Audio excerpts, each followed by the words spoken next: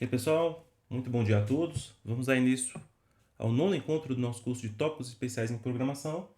E hoje a gente fecha esse grande ciclo que a gente iniciou aí desde o primeiro encontro de discutir, apresentar aí e ver algumas características e propriedades das principais primitivas geométricas, né?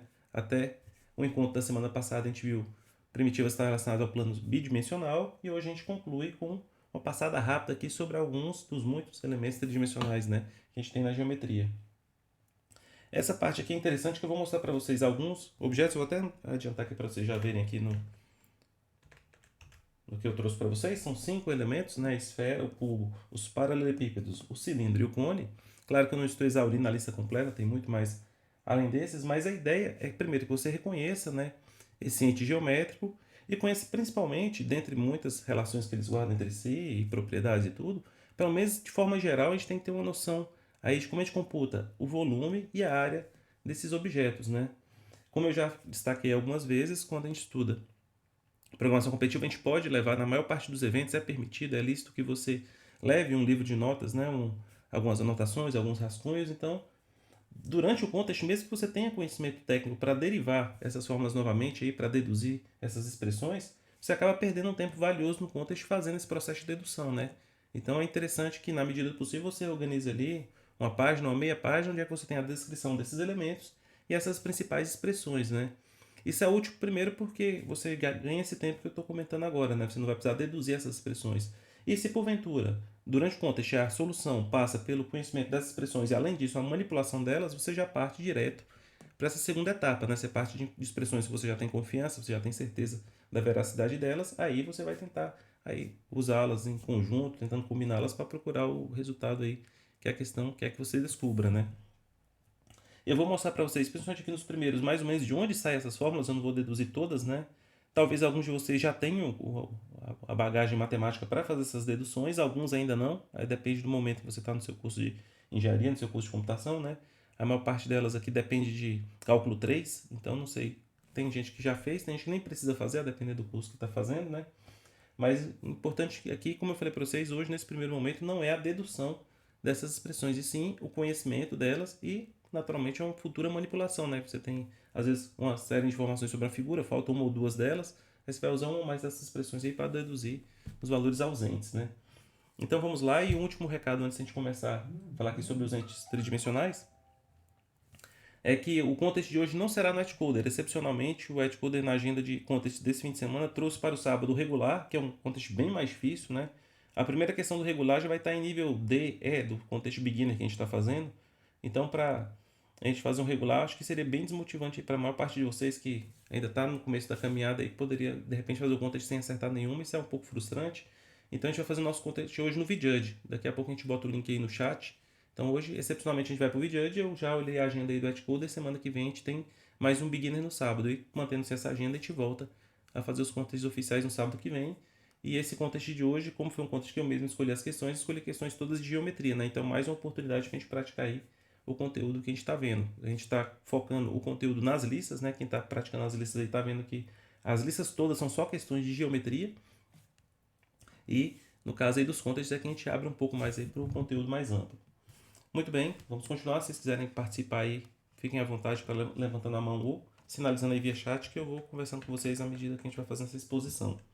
Comecemos pela esfera. Então a esfera é o equivalente em três dimensões na nossa circunferência, né, do nosso círculo em duas dimensões, e nada mais é que um conjunto de pontos que são equidistantes de um ponto fixo, né? A nomenclatura, inclusive, é a mesma que a gente usa para o círculo, né? O ponto fixo, do qual todos os demais são equidistantes, é o centro, aqui é o caso o centro da esfera, e essa distância fixa aí que todos os pontos têm em comum com esse centro é o nosso raio R. Então, essa equação da reta, geral da reta, vocês podem ver que é uma extensão da equação geral da reta em duas dimensões. A diferença é que a gente tem essa terceira componente z aqui, tá vendo? Mas é uma equação fácil de memorizar porque ela tem a mesma forma, né? Um ponto qualquer da esfera, quando subtraído das coordenadas equivalentes do centro e elevados ao quadrado, a soma dessas expressões aqui resulta no quadrado do raio. Então, essa aí é fácil de lembrar, coordenadas cartesianas. E o que é interessante, quem já fez curso de cálculo 3 vai saber do que eu estou falando. Quem infelizmente não fez ou não vai fazer, tem uma parte muito interessante do cálculo 3, onde a gente discute outros sistemas de coordenadas. Isso é muito interessante, que a gente não pensa mais nos eixos ortogonais cartesianos, E a gente consegue representar unicamente as coordenadas do ponto, mas por uma representação diferente. E uma delas são as coordenadas esféricas. Já recebe esse nome justamente porque são coordenadas que são bem apropriadas para representar esferas. Naturalmente você pode representar uma rua qualquer em coordenadas esféricas, mas a esfera em particular fica muito bem representada nesses sistemas de coordenadas. Então, nesse sistema de coordenadas, um ponto x, y, z pertence à esfera se são dados por essas expressões. x0, y0 e z0 são as coordenadas do centro, tá certo? O raio r aqui da esfera é multiplicado pelo cosseno de θ vezes o cosseno... Perdão, pessoal. Cosseno de θ vezes cosseno de φ. Esses dois ângulos aqui, eu deveria ter feito até uma figura, né? Depois eu vou acrescentar uma figura aqui, não deu tempo. Veja que esse ângulo θ aqui varia de 0 a 2π. Então você pode imaginar que você tem... Imagine vocês uma esfera que o centro está lá no centro dos eixos coordenados, x, y, z. Então os parâmetros que você tem que controlar primeiro é o r, que é o raio fixo, né? O quanto está distante. Se você pensar r, cosseno θ sendo θ, você vai estar descrevendo o círculo que está ali. Você pode imaginar com 0 na coordenada z, no plano xy, né? Que é a base, quando a gente tem 3 dimensões, né? O xy fica na base, o z apontando para cima. Então, quando você faz esse ângulo variar de 0 a 2π, então você pega o raio como se você tivesse imagina uma situação, brincando num quintal de terra, você amarra num ponto fixo ali, no poste, numa madeira, um toquinho ali, você amarra um negócio, ele está fixo, aí você tem uma corda de tamanho fixo, se você ficar rodando com a corda bem esticada, você vai desenhar um círculo. Esse é o processo de você usar R vezes cosseno, seno, θ, né?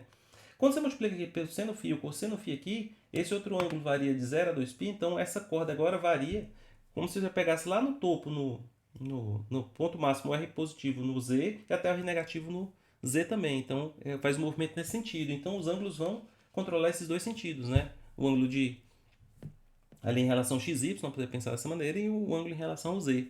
Então com essas combinações aí você consegue representar todos os pontos da esfera. Aí vocês podem pensar, não, mas esse sistema de coordenadas é muito tranquilo de trabalhar para quem não conhece, né? Mas quem começa a acostumar com coordenadas esféricas é mais fácil fazer certas manipulações, dentre elas os cálculos de área e de volume. Por exemplo, a questão da área da superfície da esfera, a casca da esfera, ela tem uma superfície de 4πr ao quadrado e o volume é 4/3 de π vezes r ao cubo. Então a gente aprende essas fórmulas aí no ensino médio, principalmente, né? E estão lá no livro, estão descritas da forma que são e não tem dedução lá. E naturalmente não tem dedução por quê? Porque a dedução vem daqui.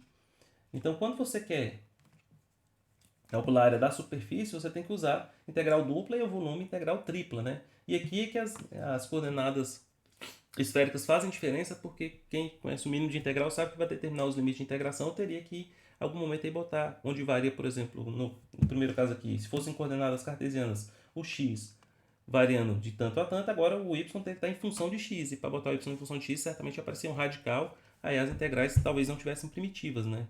E com as coordenadas esféricas, os limites ficam todos em constantes. Tá vendo aqui, ó? O raio variando de 0 a r, porque eu quero o volume, eu quero todo. Aqui aquele r minúsculo, botar r minúsculo para dizer que é constante. De 0 a π, que é o φ, e o 0 a π sobre 2, que é o θ. Então, se você integrar nesses três conjuntos de limites aqui em 3 dimensões, você tem o volume. E quando você tem coordenadas que não são cartesianas, você vai ter uma quantidade com jacobiano. O jacobiano aí é o determinante de uma matriz cuja as componentes são as derivadas parciais em relação a todas as variáveis, né? Então, de novo, quem não sabe cálculo 3 vai pensar que eu estou falando grego, né? Mas quem já fez vai estar se recordando. De todo jeito, essa é a estratégia geral que a gente tem para calcular áreas e volumes, né? Então, se você resolver essas duas integrais aqui agora que já está com o jacobiano aqui, quem sabe integrar aí já, mesmo cálculo já consegue sair daí para frente, você considera a outra variável uma constante em relação à primeira que você está integrando. Aqui a gente começa a integrar em relação a θ, por exemplo, essa expressão nem θ tem, então naturalmente aqui a integral de constante daria o próprio θ, substitui daria 2π a primeira etapa, e daí você continua nas demais. A gente vem de dentro para fora aqui, né? Integra primeiro em θ, depois em φ, depois em r. Mesma coisa aqui. Então essas duas expressões são frutos dessas duas integrais aí, tá certo? Então, mesmo que você não saiba deduzir, você não fez ou não vai fazer cálculo 3, para você saber por que não tem essas deduções aí no livro de segundo grau. Mas é interessante que essas integrais duplas e triplas têm justamente esse propósito aí, né? De computar áreas e volumes. Claro que código C e C++, uma vez, entendido que as expressões são essas. Fazer traduções para C e C++ não tem segredo, que eu estou usando uma estrutura para representar um ponto tridimensional, né? Com coordenadas, com cada uma delas com tipo T, pode ser inteiro, long, double, aí depende do seu problema, por isso que está parametrizado. Eu tenho um ponto que é o centro, um raio de mesmo tipo, né? E a área e o volume são só as codificações daquelas três fórmulas ali. Veja que eu estou usando Aqui sem usar a biblioteca de matemática, fazendo o cubo e o quadrado, simplesmente multiplicando a variável por ela mesma. E só para um detalhe que eu esqueci de falar, né? Como a gente tem um π aqui nas duas expressões, então você pode botar o retorno em ponto flutuante, que em raríssimos casos a área e o volume seriam números inteiros, tá? Alguns problemas de maratona, para evitar a aritmética de ponto flutuante, às vezes te pede uma área e um volume e bota a observação para se aproximar o π com um 3 exato, né? Então não dá matematicamente muito correto, mas pelo menos evita a aritmética em ponto flutuante. Mas no caso geral, vai ter o π aí, tendo π que é um número irracional, a menos que o raio seja um múltiplo de π aí, você não vai conseguir uma área inteira, né? Nem um volume inteiro. No caso do cubo, o cubo vai ser delimitado por 6 quadrados idênticos, né? Unidos às arestas, né? Então o cubo é uma figura bastante comum aí também. A gente pode pensar num dado de um jogo de tabuleiro, como exemplo de cubo. Então, esse cubo é um dos 5 poliedros regulares, né? Os 5 poliedros regulares são os sólidos de Platão, né? O primeiro é o cubo, depois tem o tetraedro, o octaedro, o dodecaedro e o icosaedro. Então, o cubo são de 6 faces, tetraedro de 4, octaedro 8, dodecaedro de 12 e o icosaedro de 20 faces. Então, são os sólidos regulares. Então, a gente tem um poliedro regular se as suas faces são polígonos regulares. Então, no caso do cubo, o cubo tem um quadrado, que é um polígono regular. Lembra que o polígono regular tem todos os lados de mesma dimensão. Aí, a gente monta aí as demais figuras cujas faces são polígonos regulares, viram os poliedros regulares. São só esses 5, perdão, aqui. Eles guardam essa relação bem interessante, que é a equação de Euler, equação bem simples, né? E se você já conhece muito, você consegue deduzir algumas medidas interessantes. No caso do cubo, são 12 arestas para 6 faces, né? Cada parte de face compartilha uma aresta, então são 12 arestas. E 8 vértices, que são as quinas, né? Os pontos do cubo. E essas 3 quantias se relacionam dessa maneira. O número de vértices mais o número de faces subtraído do número de arestas tem que dar uma constante, que é 2. Então essa equação de Euler é fundamental na geometria. Como eu falei, fácil de lembrar. E se você conhecer duas dessas quantias, você consegue naturalmente deduzir a terceira. Então, se você ignorar questões de localização espacial do cubo em si, todos os cubos são idênticos, o que vai variar naturalmente é o tamanho aí do seu lado L, né? E todos os lados são idênticos no cubo. Então, você pode representar o cubo simplesmente por essa medida L aí do seu lado, tá certo? No caso do quadrado, a gente tem uma diagonal que une dois vértices opostos, né? No caso do cubo, a gente vai ter mais de uma diagonal, a depender de quais são os cantos que você une, né? A diagonal que é equivalente à do quadrado, que você une dois vértices opostos dentro de uma mesma face, é a diagonal facial. Essa tem medida L vezes raiz de 2, é exatamente a mesma do quadrado que a gente conhece.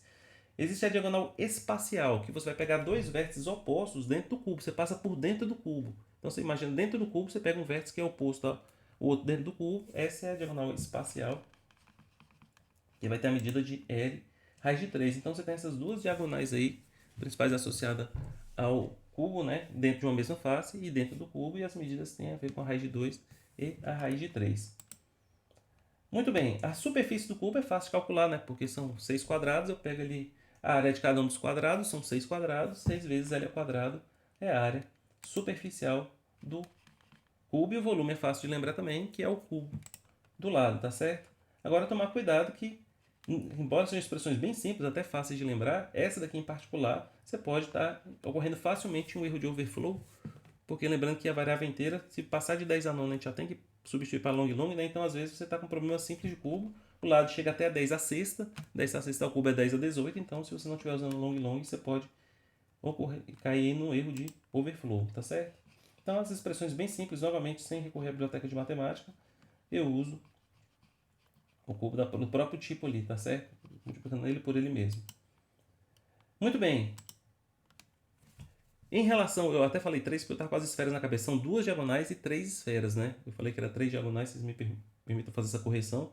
As 2 diagonais é facial e espacial, mas são 3 esferas.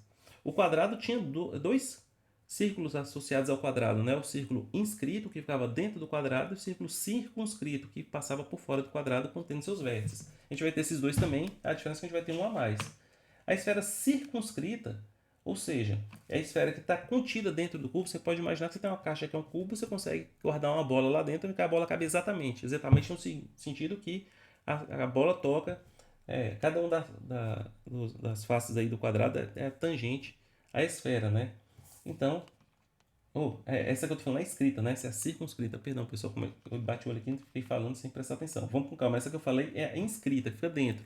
A circunscrita é uma esfera que passa pelos vértices. Então ela está do lado de fora, é o contrário. A esfera você guarda a caixa dentro no sentido de que os vértices, que são 8, vão estar tocando ali na sua esfera. O raio dela é L vezes raiz de 3 sobre 2. A inscrita, que é tangente às faces que eu acabei de comentar, aí é fácil de você calcular o, o raio, porque se você pegar a diagonal dessa inscrita é justamente o lado de uma das faces, né? O raio vai ser a metade da diagonal, L sobre 2. Então, uma passa por fora, tocando os vértices, outra fica guardada dentro, sendo tangenciada pelas faces.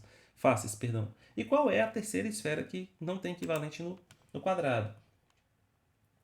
É uma esfera que é tangente às arestas. Então ela vai estar dentro, entre aspas, só que ela acaba vazando, né? Você imagina que você começa no ponto central ali, que está no centro exato ali do cubo. Se o cubo tiver ali centrado, um cubo que vai do 0, 0, 0 até 1, 1, né? Começa ali no eixo de coordenada, vai até o ponto 1, 1, seria o ponto ali meio, meio, meio, lá no centro.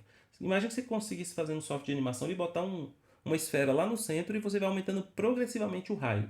Então ela começa num único ponto, está completamente contido nesse cubo, você vai expandindo ele até que ele tangencia os lados, aí vira a esfera inscrita, mas se você continuar crescendo ele, ele vai vazar pelos lados, né? Até que quem vai tangenciar ele agora são as arestas. Então as arestas serão tangentes à esfera. Então vai ficar ali uns pedaços para o lado de fora, mas as arestas internas vão tangenciar. Então, esse é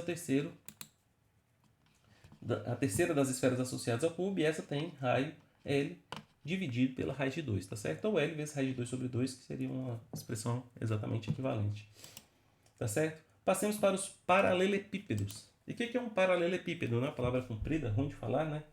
É uma figura formada por 6 paralelogramos. Então, de novo, aqui a gente tem a construção da figura tridimensional baseada em figuras que têm algumas propriedades no plano bidimensional. Aqui, no caso, paralelogramos, né? Então, um paralelepípedo vai ser representado por 3 vetores linearmente independentes. Aqui no sentido da álgebra linear mesmo. Quem já fez o curso de AU está fazendo. 3 vetores são linearmente independentes quando você tem essa questão da independência linear, o que significa que se eu multiplicar o primeiro vetor por uma constante, o segundo vetor por uma constante, a terceira vetor por uma constante e somar, essa soma só dará o vetor nulo zero se as 3 constantes for zero. O que significa que a independência linear é independência no sentido de direção. Em duas dimensões é fácil de você ver quando é que dois vetores são linearmente independentes. Quando eles não estão alinhados, né? Que dois vetores que têm a mesma direção, se você somar produto constante de um mais uma combinação linear, né? Que é o termo correto da álgebra linear. Você faz uma combinação linear de ambos, vai dar sempre dentro dessa mesma reta. Quando os vetores são linearmente independentes, então você imagina, por exemplo, os eixos ordenados em duas dimensões, todas as combinações lineares, eles na verdade vão dar todos os pontos do espaço bidimensional. Dois vetores linearmente independentes geram todos os pontos do espaço linear. As suas combinações lineares, a mesma coisa vale em 3 dimensões. Eu quero 3 vetores linearmente independentes, eles vão gerar todos os pontos do espaço. Em particular, esses 3 vértices, se eu atribuir só um tamanho máximo para cada um deles, eles fecham uma região que vai ser um paralelepípedo. Se você não souber de antemão se eles são linearmente dependentes ou independentes, se eles forem linearmente dependentes, 2 deles podem gerar em suas combinações uma mesma direção. Assim eu não vou ter as 3 dimensões para fazer uma figura tridimensional. Na prática, o cálculo do volume vai resultar em zero. Então, se você usar a expressão que computa o volume de um paralelepípedo der zero, significa que 2 ou todos os 3 são linearmente dependentes antes de gerar a mesma direção, né? Então, você precisa dessa independência linear para poder gerar o paralelepípedo. A área vai ser dado como? Você vai calcular os paralelogramos aos pares ali, né? Você tem 3 pares, né, de paralelogramos, cada um desses pares computar a área e somar vai ser a área delas. E como é que eu calculo a área de uma dessas faces? Eu pego um par desses vetores aqui, eu tenho o par UV, o par UW e o par VW. Para cada par desse eu faço o produto vetorial e extraio o módulo. Então calcular a área aqui é até tranquilo, né? Você simplesmente faz um produto vetorial, tira o módulo desse produto vetorial, é uma área de uma das faces. Lembrando que cada face aparece 2 vezes, né? Elas são paralelas e idênticas. Então, 3 produtos vetoriais para cada uma das possíveis escolhas de par desses 3 vetores formam a área das faces. Você só mostra essas áreas aí, vai dar a área facial do paralelepípedo. Para você calcular o volume, aí você vai ter que usar um chamado produto misto. Então, esse produto misto aqui, isso aqui é bem detalhado no curso de AL. Quem já fez vai ter talvez visto isso, né? Que você vai calcular um produto entre esses dois vetores. Lembrando que quando a gente calcula o produto vetorial entre dois vetores, pessoal, qual é o significado de sinal de álgebra linear? O produto vetorial entre dois vetores é um vetor. Essa é uma diferença entre produto vetorial e produto escalar. O produto escalar, quando você multiplica dois vetores escalarmente, o resultado é um escalar. Multiplica dois vetores vetorialmente, o resultado é um vetor. E esse vetor, que é o produto vetorial de U e V, ele é perpendicular a ambos os vetores. Então o que acontece? Você pega esses dois vetores, eles estão no plano, você faz o produto vetorial, você vai achar um vetor normal, perpendicular a esse plano. Então o produto escalar entre esse vetor que é perpendicular a esse ambos e V, aí você vai estar vendo a projeção de W, perdão, no vetor normal. Então a partir dessa projeção é que você consegue estimar o volume ali, calcular o volume, na verdade, exatamente, não é estimar, tirando o módulo aqui. Então você faz um produto vetorial entre esses dois, o resultado é um vetor, esse vetor resultante, você faz o produto escalar com esse vetor, então você pega esse plano aqui e projeta calcula o vetor normal, depois projeta o W nesse vetor normal, e o tamanho dessa projeção aí vai determinar o seu volume. Por isso é chamado produto misto, né, que você combina ambos, o vetorial e em seguida um escalar, tá certo? O interessante é que essa expressão fica simplificada nesse determinante. Então você não precisa fazer separadamente aqui como a gente faz nas fórmulas que a gente aprende na física ou no cálculo. Quando você combina essas duas expressões, você consegue reescrevê-las como esse determinante, que é muito fácil de lembrar. Então a gente acaba calculando o volume do paralelogramo com certa facilidade, que é simplesmente fazer uma matriz 3x3, onde é que as linhas são preenchidas pelas três coordenadas de cada um dos vetores. Como isso é em módulo, a ordem deles aqui não faz diferença, né? Que trocar linhas em um determinante muda o sinal, né? Cada troca de linha significa uma troca de sinal. Então você não precisa preocupar muito com a ordem deles não, porque em termos de área, né, não sinalizada, com o módulo vai dar a mesma coisa. Agora tem uma expressão, essa aqui é uma das poucas que eu não sei de cabeça e não saberia deduzir com facilidade, e essas daqui eu trago justamente para a gente poder trazer nas nossas anotações, né? Imagine que você saiba só o comprimento das arestas, você não sabe elas vetorialmente, e você sabe os ângulos internos que guarda dentro do paralelogramo. Então você tem arestas de tamanho ABC e tem ângulos alfa, beta e gama. É ainda assim possível computar o volume, porque para quem não sabe essa fórmula de baixo, o que você teria que fazer? Bem, você sabe aqui os comprimentos dos vetores, e a partir dos ângulos internos você pode, por exemplo, forçar uma representação dos vetores botando um dos vértices do seu paralelogramo alinhado ali na origem dos eixos, no 0, 0, 0, depois montar as expressões dos vetores para finalmente vir para esse determinante. Só que a partir dessas quantias é possível calcular diretamente através dessa expressão. Você faz o produto das quantias e vai ter essa compensação aqui por conta dos cossenos, né? Vejam vocês que, se eu estou falando no caso do paralelogramo, que os ângulos internos são todos de 90 graus, aí o esferão cubo é um exemplo que poderia ser no paralelogramo com os três ângulos internos de 90. Ângulo de 90, cosseno de 90 é zero, então zeraria essas expressões e essa daqui também. Daria raiz de 1, que é 1. Então, quando os lados estão alinhados com eixos, né, as faces estão alinhadas com os planos, na verdade, a gente está falando em três dimensões, o volume é justamente o produto de ambas. Quando elas estão inclinadas de alguma maneira porque o ângulo não é 90, aí você tem esse fator que vai compensar para mais ou para menos, a depender da natureza do ângulo, tá certo? Então, a expressãozinha é um pouco enjoada de lembrar. Você pode até achar um padrão, né? Que você vai ter 1 somado com o dobro do produto entre os três e subtraído do quadrado de cada um deles. Mas eu particularmente não decorei essa ainda. Fica só anotada para mim. Implementado aqui, o determinante é isso. Você não precisa fazer uma classe matriz para ter uma classe determinante. O determinante é só uma facilidade de notação para a gente. A gente sabe que um determinante vai ter três fatores aqui. Três fatores não, três parcelas, né? Que é uma soma. Três parcelas positivas, três negativas. Um total de 6. Então eu escrevi aqui todas elas uma vez. E aqui eu tenho o volume calculado da segunda maneira. E aqui eu pego o meu paralelepípedo é definido pelos três vetores. Então os comprimentos A, B e C que ele cita na fórmula são os tamanhos dos vetores. E os ângulos internos são os ângulos entre os pares de vetores. Né? O primeiro ângulo interno aqui eu não chamei de alfa, beta e gama, usei MNP. Mas é isso. O ângulo entre o primeiro par, entre o segundo par e o terceiro par, entre os três possíveis. Aí eu uso aquela expressão lá, o produto dos três vezes a raiz quadrada, e que naturalmente esses produtos com 3, 4 fatores, a chance de dar overflow é bem razoável, tá certo?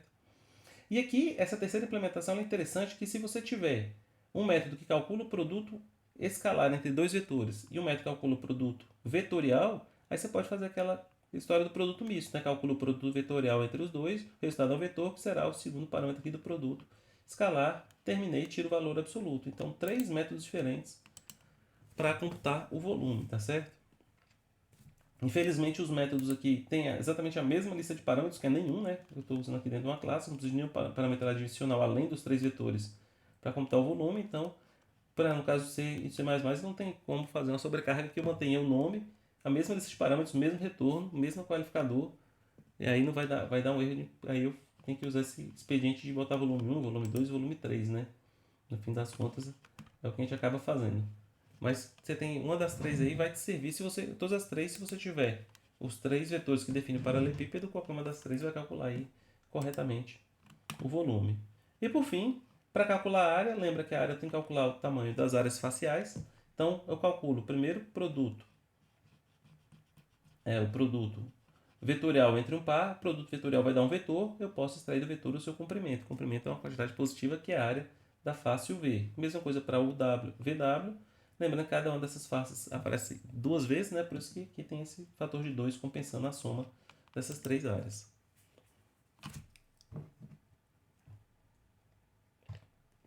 Sigamos adiante com o cilindro.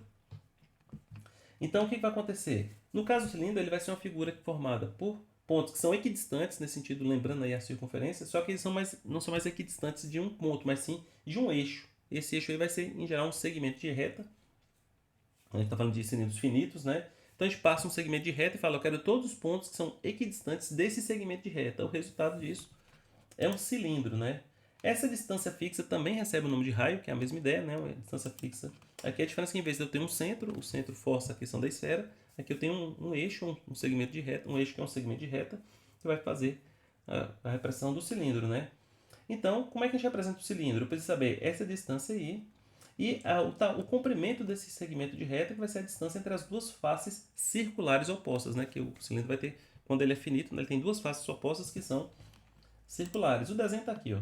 Isso aqui eu tive tempo de desenhar. Você tem uma face aqui, uma face aqui. Essa face é um círculo de raio R, essa aqui também é. Na verdade, você pode pensar que o cilindro é um empilhamento, né, de infinitos círculos de raio R. Então, vou ali nos infinitos valores aí, possíveis de altura de 0 até H, preenchendo aí com círculos idênticos aí de raio R. E de mesmo centro, né? Esse centro comum de todos os círculos forma o segmento de reta aí que define esse cilindro. Como é que eu calculo a área lateral do cilindro? Essa é bem interessante, que a fórmula não é bonita, mas é fácil de lembrar e deduzir. Se você esquecer, você consegue deduzir ela com certa facilidade. Então, como é que eu faço para calcular essa área lateral? Volta aqui, pessoal. Você pensa que você pega aqui, por exemplo, essa lateralzinha aqui, ó. Mas pode ser em qualquer ponto, poderia ser aqui. Você vem de cima para baixo, imagina que você tem um cilindro de cartolina. O que você teria que fazer? Vamos desmontar ele. Então, imagina que você pegasse este leite e cortasse exatamente esse primeiro círculo da base e esse outro círculo da base. Então, você teria a área desse círculo e a área desse círculo, que aqui na minha fórmula, aqui, ó, 2 vezes πr ao quadrado. Πr ao quadrado é a área de um círculo, o dobro da área dos círculos. Então, o material para confeccionar esse cilindro seria as duas tampas, entre aspas, tirei as tampas. Aí sobraria, você pode pensar aí como um rolo de papel, quando você terminou de usar ele todo, né? Tá forma cilindro sem tampas. Você viesse cortando certinho ali, de fora a fora, de forma perpendicular às bases, e você abrisse, desenrolasse esse rolo depois de aperto. Então, se você faz um corte, que eu estava sugerindo aqui para vocês, de fora a fora nesse sentido, você desdobra e vira uma folha. Essa folha vira um retângulo, quando você estica ela toda, imagina que você estica ela bem esticadinha, vai dar uma altura H, que é a mesma do cilindro, e a base, o que vai ser? A base é justamente o comprimento da circunferência desse círculo aqui, ó. Quando você estica ele de fora a fora, na base, então vai dar um retângulo cuja base é a circunferência, a altura é H. Essa é a segunda parte aqui, H vezes a circunferência. Base vezes a altura é a área do retângulo, a base é H, a altura é H, perdão, e a base é a circunferência do círculo, tá certo? Então esse fator 2πr é comum a ambos, aí sobra R mais H aqui, o H daqui, o R daqui, que é a área lateral do cilindro. Como eu falei, não é uma expressão bonita, mas ela é fácil de lembrar. O processo de dedução, você vai perder uns 2, 3 minutos, mas você consegue rededuzir. Para calcular o volume, aí a gente volta de novo ao cálculo 3. Existe o outro set de coordenadas, são as três principais que a gente vê no cálculo 3. Coordenadas cartesianas, que é o x, y, z que a gente está acostumado aí a vida toda. As coordenadas esféricas, que a gente viu agora há pouco. E agora a gente tem as coordenadas cilíndricas. As coordenadas cilíndricas são bem interessantes, que ele usa as coordenadas aqui para fechar um círculo no eixo XY, e a altura Z, que controla aí o cilindro, fica alinhado com o próprio Z. Então é uma versão, entre aspas, simplificada, né, das coordenadas esféricas. São as coordenadas cilíndricas. E por meio das coordenadas cilíndricas, lembrando que esse ângulo aqui desse segundo parâmetro varia de 0 a 2π, o raio varia aí O raio é constante, perdão, e o Z varia da base até o topo do cilindro, né? Então, outra maneira de você fazer, que é essa aqui você tem que conhecer cálculo 3. Se você usa cálculo 1, você deve ter estudado já os sólidos de revolução. O que é o sólido de revolução? Você tem uma curva, nesse caso aqui a curva vai ser um segmento de reta, você pode pensar aí um segmento de reta fixo, né? Aí indo no sentido, por exemplo, ele tem a mesma altura, né? Você pega um x igual a b, mantém uma altura fixa aí. Essa altura vai ser justamente r, você pega em relação aos eixos. Você faz a volta, né? Você faz essa curva rodar. Se essa curva rodar em torno do eixo x, você tem um sólido de revolução e essa revolução aí gera um cilindro e você calcular essa integral aí do sólido de revolução, você vai achar a área do cilindro também. Então, quem estiver fazendo cálculo aí pode cair com a questão dessa aí mais para o fim do curso, quando estiver estudando integrais de área e volume. Mas só que essa daqui ela é um pouco mais complicada, você tem que conhecer essa questão só de revolução, e essa daqui é universal porque você tem um sistema de coordenadas apropriadas, a integral fica bem simplificada. Foi por aqui, volume é πr ao quadrado vezes h. E o que é interessante é que você não deixa de ser a área da base vezes a altura, né? Que você tem uma altura h, e a área da base, se você pensar que a base do cilindro é o círculo, né? Então você tem a área do círculo vezes a altura. É bem interessante, né? Também fica fácil para lembrar. Então tá aí o interessante, que é difícil de deduzir, mais fácil de implementar, os métodos que implementam área e volume de um cilindro. Agora, para finalizar, temos aqui o cone. Então, o que é o cone? É uma figura geométrica que vão ser a união de todas as retas, ou segmentos de retas, aí depende se como é que você está fazendo esse cone aí, se ele é um cone como a gente está pensando, está acostumado, que a gente vê no cotidiano, ou um cone que segue infinito nas duas direções. Você vai ter uma base plana, e você vai ter um ponto externo ao plano da base. Então você desenha aí uma figura geométrica na sua base, uma figura geométrica qualquer, no plano bidimensional. Pega um ponto que esteja fora dessa base, e aí você une todos os pontos que estão nessa região que você desenhou dessa sua base, até esse ponto externo aí, que é o vértice do cilindro, tá certo? Então, se você pensar dentre os conos, o cone talvez mais famoso de todos, quando a gente fala em cone, a gente lembra exatamente dele, embora existam muitos outros cones, né? É o cone circular reto. O que o cone circular reto tem de especial em relação aos outros cones? Primeiro que a base dele é um círculo. Então você vai ter um círculo ali na base, e esse ponto comum que vai estar fora do círculo, desse plano, vai estar alinhado com uma reta que passa perpendicularmente pelo centro do círculo. Então você pega a reta perpendicular ao plano, ela passa exatamente no centro do círculo, você escolhe um ponto aí qualquer nessa reta, você vai fazer um cone circular reto, tá certo? Porque se você unir o segmento que une esse ponto externo até o centro, ele vai ser perpendicular ao plano.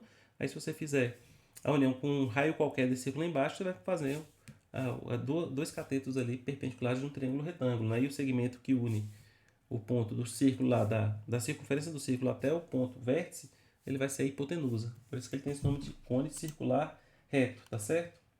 Eu tinha escrito isso aqui. Então, se você quiser representar exatamente esse cone em particular, fica fácil, porque você guarda as informações relativas à base, que é o centro e o raio, que formam o meu círculo, e a distância do vértice ao plano, que vai ser a minha altura h, né? Se você não precisar saber exatamente onde é que ele está, você não precisa nem guardar o centro. Você tem essa distância h e o raio do círculo é o suficiente. Está aqui um desenho para a gente visualizar a situação. Tá vendo? O centro do círculo ele tem raio r. Isso forma a minha base. É a reta que eu comentei para vocês. É que passa aqui no centro de forma perpendicular. Então nessa reta eu escolho um ponto arbitrário, esse ponto aqui em particular, que vai ser meu vértice. Essa distância do vértice até o centro é a altura h dele. E aqui você tendo essa altura, essa base, aí você consegue calcular tanto a área superficial quanto o volume. Então esse é o cone que vai aparecer com mais frequência nos contextos, embora você pudesse usar uma curva arbitrária aqui. Eu podia fazer uma região arbitrária aqui, seria um outro cone qualquer. Eu poderia fazer também um cone com base circular e escolher um ponto para cá, então ele ficaria inclinado nessa direção, não seria mais perpendicular. Não deixaria de ser cone, mas não tem as fórmulas fechadinhas como tem esse aqui, ó, no cone circular reto. Então a área superficial é a área da base, mas a área lateral. A área da base é a área de um círculo que a gente está vendo. A área lateral que é um pouco mais complicada, porque quando você faz aquele corte que eu falei agora, você vai ter um setor, na verdade, né, circular. Quando você faz um corte aqui imagina essa hipotenusa aqui, você corta ela. Como eu falei, você desfazer o material para fazer o cone, né? Você tira a tampa que é a base, corta ele aqui, expande e vai dar um setor circular, cuja área vai ser esse outro fator aqui dessa expressão. E de onde vem esse radical aqui? Vai ser um retângulo que é formado pelo vértice, o centro e um ponto do círculo. Então, como eu falei, quando você expande o corte e faz esse setor circular, você vai descobrir essa expressão aí, se você deduzir. Essa dá para deduzir também, mas é um pouco mais chata que a do cilindro, tá certo? Então aqui tem o detalhamento. E se você quiser usar sólido de revolução, até montei a integral aqui para quem quiser ver, o sólido de revolução você tem aqui o π vezes a curva, né, que vai fazer esse processo de revolução, de rodar em torno do eixo elevado ao quadrado. Os limites de integração é de onde começa e de onde termina, do zero até o h. Então, quando essa revolução que eu fiz em torno do eixo x, né, que é o modelo padrão do cálculo, aí quando você expande essa integral vai dar 1/3 da área da base vezes a altura. A área da base aqui que é a área do círculo, né, vezes a altura. 1/3 da base vezes a altura é o volume do cone reto, tá certo? O cone reto ele tem outro cone associado, não só ele, né, mas todos os cones, né, que é o tronco do cone, mas no caso do que a gente está fazendo aqui, deduzindo as fórmulas, né, o que você faz? Você faz uma seção, um corte no cone que é paralelo à base. Então você pega um plano que é paralelo à base e vem e corta. Então quando você fizer esse corte, você vai separar o cone em duas peças. A peça de cima é um cone menor. Se você pensar que você cortou o topo do cone, então tem um cone agora que tem altura menor, mas ainda é um cone circular reto. O que sobrou embaixo é o tronco do cone. Então a gente cortou ali a cabeça, que é um cone também, sobrou embaixo sobrou o tronco. Então esse tronco vai ser delimitado por duas faces circulares. A que ficou no topo do corte é menor do que a que for na base, e o restante do formato cone, né? Então essa é uma figura geométrica que aparece com uma certa frequência, e a gente tem que calcular também volume, área lateral, né? Então o volume dele é fácil de calcular, porque 1/3 de πr ao quadrado, que é essa primeira parte aí, tem a ver com o volume dele total, né? Só que desse volume total tem que descontar aquele que eu joguei fora. Então você pode fazer essa conta, que é até mais fácil a gente fazer, porque a gente tem um método que calcula volume de cone, você calcula o volume dele total e desconta do volume que você deduziu. Mas se você quiser usar a fórmula fechada, é exatamente isso daí, que no fim das contas ela é só a organização dessa diferença do volume do cone maior para o cone menor depois da seção. Tá aqui, ó, o tronco do cone, eu cortei lá fora, sobrou esse raio R minúsculo, esse outro raio que é maior que R maiúsculo, essa altura depois do corte, eu tinha o cone original progredindo aqui para frente e parando nesse ponto vértice aqui que unia. Então, o que eu aconselho vocês fazerem em código? Faz um método só que calcula a área o volume do cone. Que é calculado o tronco, calcula do cone original e subtrai do cone reduzido, né? Mas se você fizer a conta, o H maiúsculo aqui, ele tinha mais um pedaço aqui x, então o H maiúsculo era H minúsculo mais x. Você calcula esse volume aqui, aí você faz a diferença. Quando você expandir e organizar os termos, vai dar exatamente isso daí. Tá certo? Então aqui as três expressões. Volume de um cone, a área lateral, a gente já viu antes, e o volume do tronco do cone. Eu usando já a expressão matemática fechada, mas você podia usar esse método aqui e usar o ponto do corte adequadamente, tá certo? Esse é o nome do volume do cone quando o pessoal faz isso em inglês. Deixei algumas coisas aí para vocês de referência, se quiserem olhar aqui. Questão de coordenadas esféricas, quem tiver mais curiosidade, os paralelepípedos. A questão do tronco de um cone circular reto, veja que essas estratégias que eu mostrei aqui, as três fórmulas, são para cones circulares retos. Então, se a base não é circular, ou mesmo que ela seja circular, ele não é perpendicular à questão da altura, aí essas fórmulas já não valem mais e você tem que usar de outros artifícios para fazer aí suas contas. Sólidos tridimensionais aparecem com menos frequência dentro da...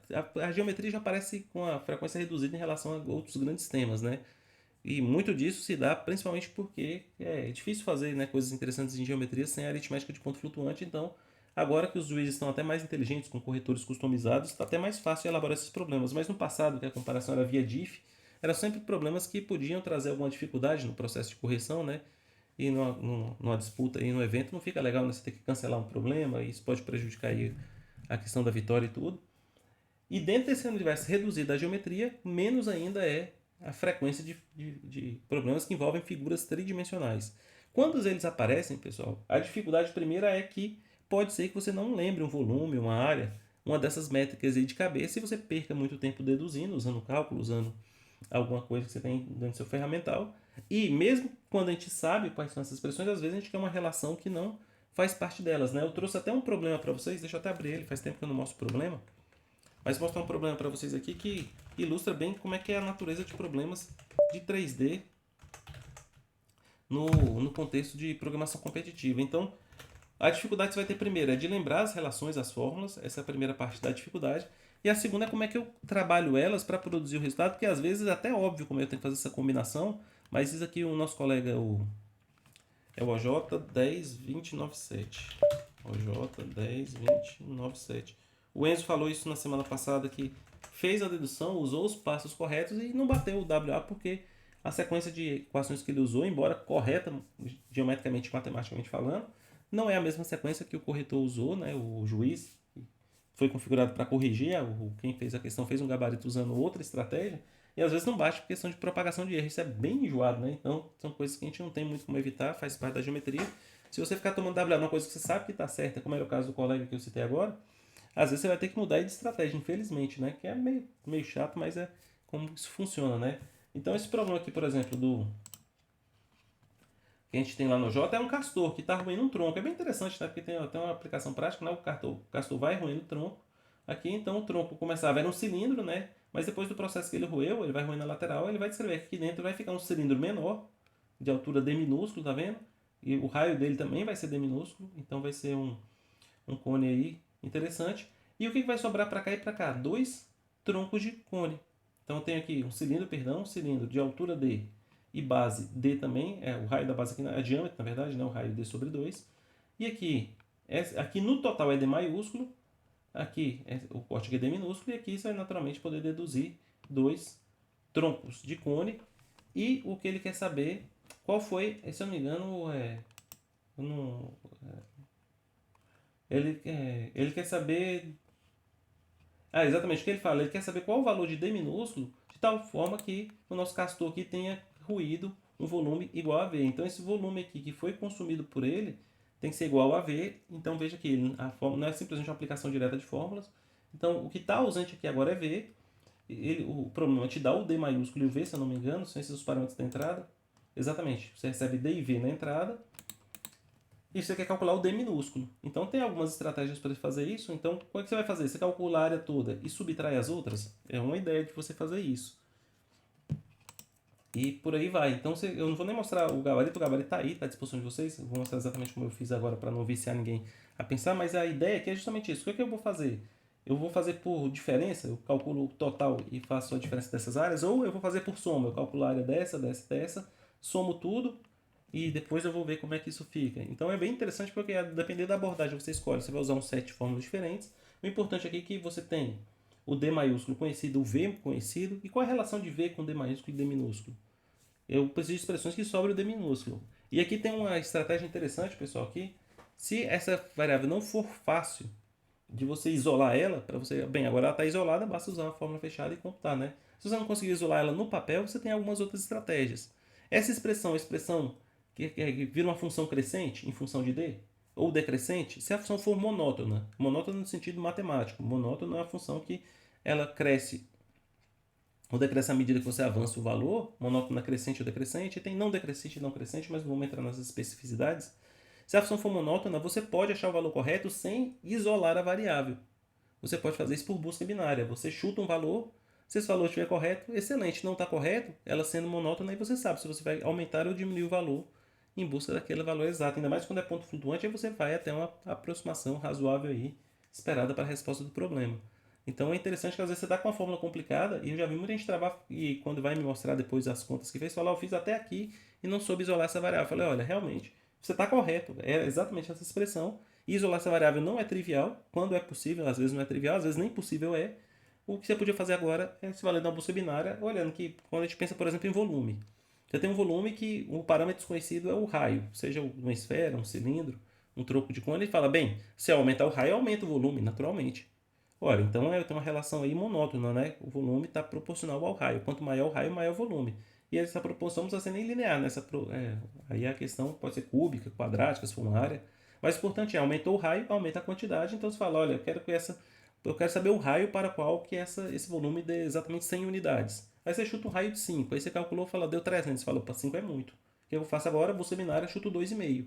Opa, 2,5 deu 1,7. Agora está faltando. Agora eu jogo o valor intermediário entre 2,5 e 5 e vou procedendo dessa maneira aí até achar. Se você não sabe se a função é monótona, fala, mas como é que eu vou saber se ela é monótona ou não? Se for uma coisa mais complicada. Faz um scriptzinho aí em Python, em C++, pega uns valores de ponto flutuante aí de 0 a 10, dando passos aí de 0,1, por exemplo, 100 valores. E o que você faz? Vai calculando para aquela expressão ali, imprime esses valores, faz uma observação, olha, me parece realmente que está crescente, me parece que está decrescente. Ou vocês vão achar uma situação mais interessante que você fala, olha só, eu estou vendo aqui o que acontece. Vai crescendo até um certo ponto e desse ponto em diante começa a decrescer de novo. Ou ao contrário, vinha diminuindo, chega num certo ponto começa a crescer. Isso acontece também na prática e são funções são funções unimodais, né? Ela chega localmente, ela tem um mínimo e um máximo local. Ela vem monótona num sentido, chega nesse máximo ou mínimo local, vai monótona no outro sentido. E aí você pode usar a mesma estratégia que eu falei agora, só que você vai usar uma busca ternária em vez de usar uma busca binária. Quem não conhece a busca ternária ainda, a gente tem esse material aí no nosso repositório. É um tópico um pouco mais avançado, quem já tem segurança com a busca binária. Essa técnica que eu estou explicando, inclusive, chama busca binária na resposta. Em vez de você resolver o problema, usar a busca binária para resolver o problema, você chuta uma solução, por isso que a busca binária é na resposta, e joga nas propriedades do problema para ver se é satisfatório. Você pode fazer a mesma coisa, a busca ternária na resposta, se a expressão que você tem ali é complicada, mas você sabe que ela tem ela é unimodal, em algum momento ela chega no máximo unimodal local e vai no sentido oposto, você pode usar também busca binária e ternária. Então são dicas que eu dou para vocês aí, estratégias para abordar esses problemas que têm fórmulas muito sofisticadas, porque o problema dessas fórmulas todas que a gente viu aqui é porque elas têm potências, né, e radicais. Então, quando você vai manipulando elas, passando de um lado para o outro, naturalmente vai aparecer umas coisas bem enjoadas aí, difícil de isolar, e você pode ter que recorrer à busca binária e busca ternária, tá certo? Temos uma participação aqui no chat, vamos ver de quem foi essa participação. Foi o Arthur José perguntando do contest, o contest está no vídeo, o Eduardo me fez esse favor, muito obrigado, Eduardo, botou aí já o link do vídeo de hoje, o contest vai começar em 10 minutos, né, 10, 11 minutos, lembrando que a senha, eu vou botar aqui, caso tem tempo que a gente não faz vídeo, pode ser que alguém já esqueceu, a senha de todas as listas e contest que a gente faz no vídeo é sempre TAP, bota essa senha e explico de novo, porque no vídeo é impressionante, você bota um contest e sempre tem alguém de fora que vem fazer, mundo afora aí, e vai, às vezes, contaminar o nosso placar aí, né, para vocês ficarem tranquilos aí e fazer o contest com certo sossego. Eu boto essa senha aí, quem é aluno da disciplina ou ex-aluno sabe. Eu vou pedir um favor para alguém, eu nem sei se está funcionando, que tem uma medida judicial que o Telegram deixou de funcionar, né? Aqui na minha máquina em particular ele não está funcionando. Eu não sei se vocês estão conseguindo acessar ele aí. Porque no nosso grupo de treinamento tem pessoas que estão fazendo os contests no sábado com a gente. Então se alguém tiver acesso aí, deixa eu ver aqui. No celular parece que funcionou. Mas se alguém tiver conseguir mandar esse link com facilidade aí para mim, por favor, bote lá no nosso grupo de treinamento da FJA de programação competitiva o link do contest aí, só com essa mensagem, contest hoje sem a TAP, para que o pessoal que estuda com a gente também tenha acesso, porque eles estão achando que vai ser no Netcoder, né, como a gente vinha fazendo. Então só para alertar eles, para eles poderem praticar conosco também. Então, quem puder fazer isso por mim, eu agradeço. Certo, pessoal? Alguma pergunta, alguma dúvida, alguma colocação sobre os objetos tridimensionais?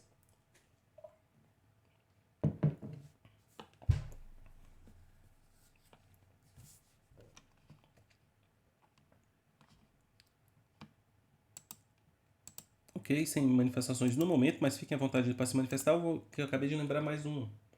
O último recado para a gente finalizar aqui antes do contest de hoje é que a gente finalizou o ciclo dos entes geométricos. Essa parte final do nosso curso agora, que vai até a prova, essa segunda parte, a gente vai estudar agora algoritmo de propósito geral, estratégias de resolução de problemas geométricos. E a gente começa estudando os envoltórios complexos e depois a gente vai estudar a técnica do sweep line. Então, essas duas são sensacionais, são duas técnicas muito úteis. O envoltório convexo me permite deduzir um polígono que contém um set de pontos, né? Esse polígono é mínimo no sentido de área. Então, a gente tem dois algoritmos aí bastante interessantes, conhecidos sobre cálculo de envoltório convexo, e saber calcular envoltório convexo é muito útil, porque às vezes a solução do problema não é calcular o envoltório convexo, mas se você achar esse envoltório, esse polígono, isso pode simplificar muito as suas contas, ajudar a descartar alguns pontos a serem considerados. Às vezes você diminui a complexidade assintótica, você pensou numa solução que era quadrática no conjunto de pontos, o conjunto de pontos quadraticamente não passa, mas se você calcular só nos vértices do envoltório convexo, daria certo, por exemplo. Então, é muito interessante essa técnica, e a técnica do sweep line é essa de abrir a cabeça demais da conta, porque muitos dos problemas que a gente acha que só tem solução quadrática, você fala, não, é impossível você deduzir isso aqui que não seja quadrático sem olhar os pares de pontos. E a técnica do sweep line tem uma forma sistemática de processar pontos de problemas geométricos que costuma reduzir a complexidade assintótica das soluções, de quadrática para n log n, de cúbica para n ao quadrado log n. Então, é uma técnica muito interessante. Eu resolvi alguns problemas recentes com o sweep line, inclusive. Foi um problema, depois até passo para vocês o Netcoder muito interessante de geometria. Eu não passei para vocês ainda porque é um problema de sweep line. Às vezes você até consegue soluções específicas para um problema que não usa sweep line, mas você acaba tendo um certo prejuízo, porque a gente fica nesse problema de ficar decorando fórmulas e soluções muito particulares, né? E a Sweepline, principalmente problemas de conjuntos de pontos, tanto Sweepline quanto o inventório convexo, vai dar para a gente, pelo menos, uma segurança, uma abordagem um pouco mais universal. Você fala, bem, esse problema aqui envolve um set de pontos que deve ser processado de alguma maneira, eu vou tentar uma técnica Sweepline aqui.